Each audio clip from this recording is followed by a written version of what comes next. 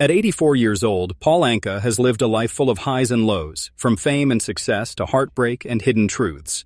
Now, in the later years of his incredible career, he's opening up about something he kept secret for decades: his complex and sometimes frightening relationship with Frank Sinatra. Paul saw Sinatra as a friend, a mentor, even a brother at times. But there was a darker side to their connection, one filled with control, silence, and fear. In a recent interview, Paul doesn't just celebrate Sinatra's legacy, he pulls back the curtain on it. He shares what he saw in Sinatra's inner circle, what he was asked to do, and what he refused to become. This isn't just a story of admiration, it's a confession, a truth Paul swore he'd keep hidden until now. Long before he became a household name, Paul Anka was a teenager from Ottawa, Canada, armed with a pencil, a piano, and a dream bigger than anyone around him could imagine. At just 15, he wrote Diana, a song about young love that became a massive hit and launched him into stardom overnight. He wasn't just a singer, he was a songwriter, a young man with a gift for crafting music that spoke to people's hearts. By 18, he was writing songs for other artists, touring the world, and performing alongside the biggest stars of the 1950s. But one song would come to define his career and tie him forever to another man's legacy: My Way. Paul didn't write My Way for himself. He took a French song, rewrote the lyrics in English, and shaped it specifically for Frank Sinatra, a man he both admired and feared. He wrote it late one night in a New York City hotel room, the words pouring out like a tribute to a living legend. When he showed it to Sinatra, Frank didn't just like the song, he made it his own. My Way became Sinatra's signature, a song played at funerals, quoted by leaders, and loved by millions. It became a legend in its own right, but few people knew Paul Anka was the one who wrote it. Even fewer knew what that moment cost him. That song wasn't just music, it was a ticket into Sinatra's world, a place of glamour, power, and danger. Paul wasn't officially part of the Rat Pack, the famous group of entertainers led by Sinatra, but he was close enough to see everything. He saw the champagne-fueled parties, the late-night clubs, the quiet deals made behind closed doors, and the whispers that carried more weight than words spoken aloud. He learned quickly that being close to Sinatra came with rules. Admiration wasn't enough. You had to be loyal, and loyalty wasn't a choice. It was a requirement. To the outside world, Paul was living a dream, but inside Sinatra's circle, he was navigating a world where every move had consequences. Being near Frank Sinatra wasn't just about fancy parties and applause. It was about surviving a world with its own strict code. For Paul, entering Sinatra's orbit was like stepping into a high-stakes game where the stakes weren't just money. They were your reputation, your connections, and your freedom to make choices. Sinatra didn't just let people into his world, he decided who got to stay, and that privilege came with unspoken expectations. The Rat Pack wasn't just a group of singers and actors, it was a powerful system, and Sinatra was in charge. Paul, still young and eager, quickly figured out how things worked. Sammy Davis Jr. brought soul to the group, Dean Martin brought charm, and Sinatra brought a kind of silence that could stop a room cold. Paul has said in recent years that Sinatra's power wasn't just about his talent, it was about influence, the kind that could make or break careers.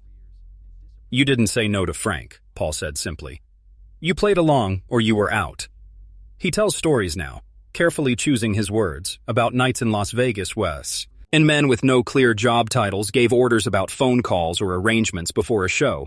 Even Sinatra seemed uneasy at times, surrounded by people who weren't just fans or managers, but something more shadowy.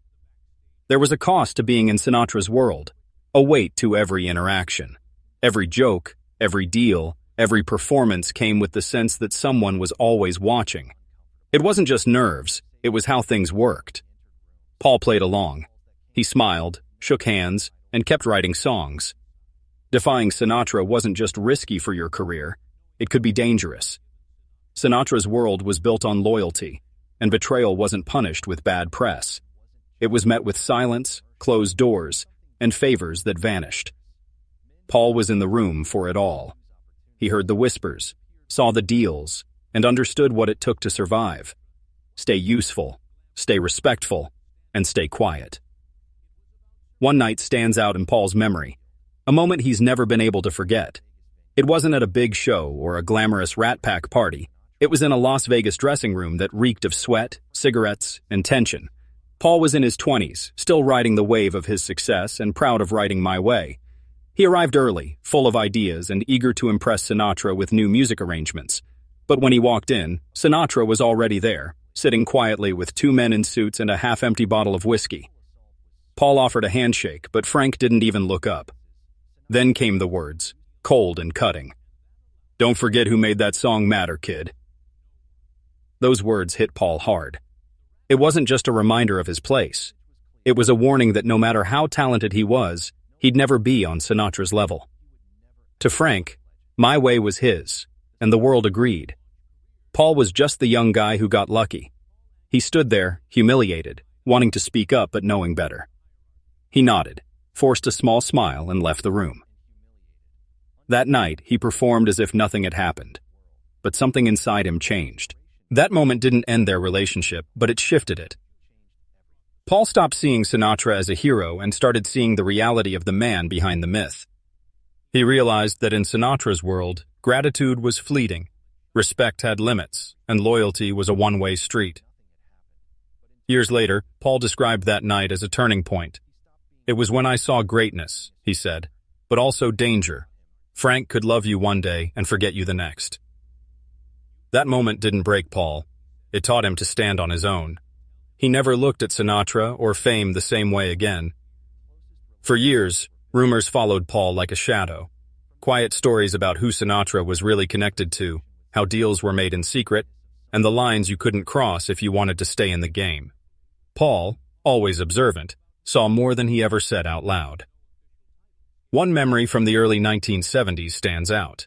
It was after a show in Chicago, in a penthouse suite where the party had quieted down. Paul was called into a side room with three men, one introduced as a lawyer, though not formally, and two others described as friends of the family. They were friendly, offering drinks and smiles, but then they slid a piece of paper across the table. It wasn't a music contract or a publishing deal. It was something vaguer, something that didn't need explaining. They called it an understanding. The deal was simple. Paul would join a special network, gaining protection and opportunities. In return, he'd take certain gigs, make certain payments off the books, and not ask questions about certain names. Paul froze. He wasn't naive. He knew what signing meant and what refusing could cost. One of the men said casually, "Frank thinks this would be good for you. You wouldn't want to let him down." Another added, "Sign this and your family's taken care of." Paul didn't sign. He smiled, said he'd need to talk to his lawyer, and left the room with his heart pounding. The next few weeks were tense. Some calls went unanswered, and a show he was set to headline was suddenly canceled. But then the pressure eased, and the contract was never mentioned again. Still, the memory stayed with him. Paul believes Sinatra didn't directly send those men, but he also didn't stop them. That's how things worked in Frank's world. Things just happened.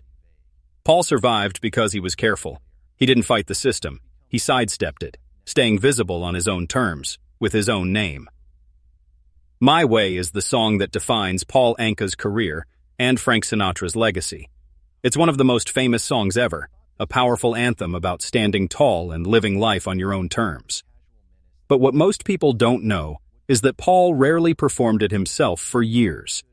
Not because he didn't love it, but because it didn't feel like his anymore. He wrote it for Sinatra, tailoring every word to fit Frank's voice and personality. When Sinatra sang it, the song became his story, his autobiography. Paul's name was in the credits, but it was drowned out by Sinatra's legend. For years, Paul stayed quiet about it, out of respect, fear, and a complicated sense of loyalty. It was like creating something beautiful and watching someone else claim it. He once said he avoided singing My Way live because it belonged to Sinatra's shadow. Every time the song played, at funerals, graduations, or goodbyes, Paul felt both proud and distant. It wasn't about resentment. It was about feeling disconnected from something he'd poured his heart into. The world saw My Way as Sinatra's, not the work of a young Canadian songwriter who wrote it in a quiet hotel room. After Sinatra's death in 1998, Paul didn't rush to reclaim the song. He mourned, stayed quiet, and then, slowly, things changed. He started performing My Way again, but with a new perspective. He began sharing the story behind it, the heart he put into it. By doing so, he started to separate the song from Sinatra's myth. Now, in his 80s, Paul sings My Way not as a tribute to Frank, but as a statement of his own truth. It's a reminder that behind every legend, there's a songwriter who made it possible. Paul also saw a side of Sinatra that the public didn't, a side that wasn't all charm and romance. Sinatra was known as a ladies' man, but inside his circle, there was a less glamorous reality. Paul learned early on that there were rules about the women in Sinatra's world. You didn't flirt with the wrong person, linger too long, or ask questions about who was with whom. If Sinatra showed up with a woman, whether a famous actress or someone unknown, she was untouchable. Breaking that rule could cost you a friendship, a career, or more. Paul remembers parties where women came and went under watchful eyes, where Sinatra's girlfriends appeared and disappeared, sometimes overnight. One night in Palm Springs, a young actress was escorted out of a party by two of Sinatra's men after laughing too loudly at another man's joke. She never returned to that circle. The tension was real and the power dynamics were obvious. Paul, still young and ambitious, learned to stay quiet and walk away. He admits there were moments he wanted to speak up, when something felt wrong, but in that world, silence was about survival, not weakness. "You didn't challenge Frank," he said. "You stepped back, carefully." He also saw how others in Sinatra's circle copied his behavior, treating women as possessions and believing fame excused everything. It was a culture protected by power and fear. Now at 84, Paul looks back with honesty. He doesn't try to erase Sinatra's legacy or attack him, but he doesn't hide the truth either. He talks about the control behind the charm, the pressure behind the glamour, and the women who were often just part of the show. Back then, speaking out would have meant being pushed out. Now, Paul is ready to say what others were too scared to. For years, Paul Anka was the perfect gentleman of show business, polished, charming, and silent about the past. When asked about Sinatra or the Rat Pack, he'd smile or change the subject. But beneath that calm exterior, he carried a heavy burden. He stayed quiet because that's how you survived in Sinatra's world. "You didn't last by telling the truth," he said. "You lasted by keeping it to yourself."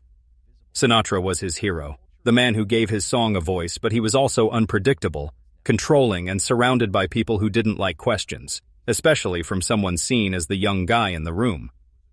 Paul knew speaking out could ruin him, not just professionally but personally.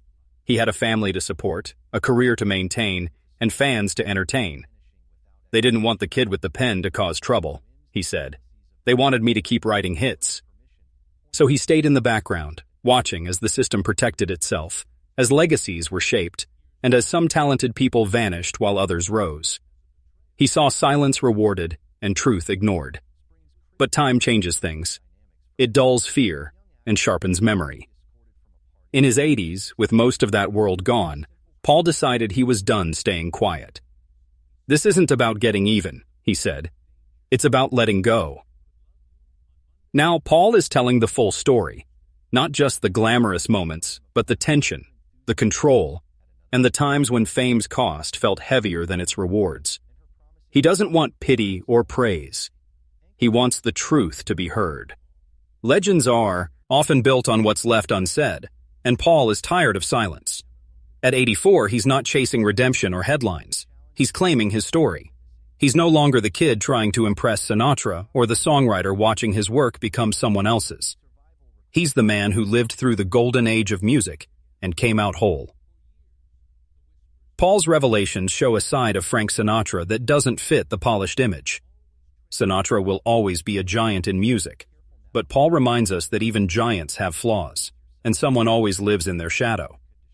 For too long, Paul's role in My Way was a small note in someone else's story.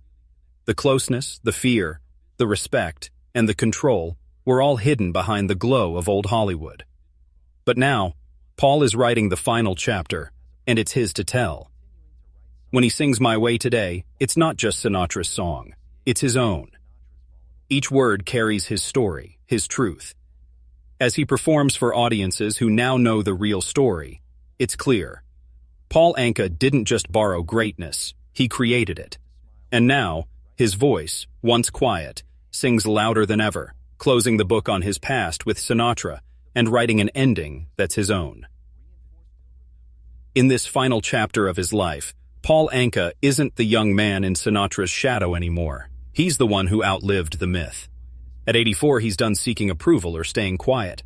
By sharing the truth about the power, the pain, and the song, he's given the world something Sinatra never could, a perspective from someone who saw it all and chose to speak.